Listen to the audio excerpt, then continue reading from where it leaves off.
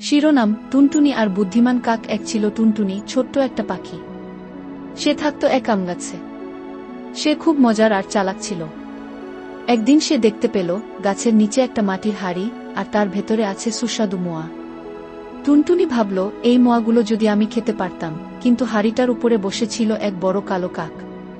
কাকটা বলল, এই মোয়াগুলো আমার, তুমি খেতে পারবে না। টুনটুনি একটু ভাবল, তারপর মিষ্টি গলায় বলল, ও কাকদা, আমি গান গাইতে পারি।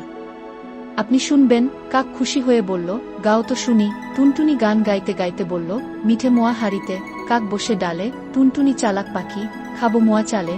এই গান শুনে কাক এত মুগ্ধ হল, সে হাসতে হাসতে ডালের উপর কাঁপল, আর হঠাৎ পা ফসকে হাড়ির পাশে পড়ে গেল। সুযোগ বুঝে টুনটুনি এলো, এসে হাড়ি থেকে একটা মোয়া তুলে নিয়ে পালালো। কাক বুঝল টুনটুনি খুব চালাক পাখি। সে হাসল আর বলল, বুদ্ধির কাছে জোর হার মানে কি শিক্ষা? বুদ্ধি দিয়ে অনেক কঠিন কাজও সহজে করা যায়।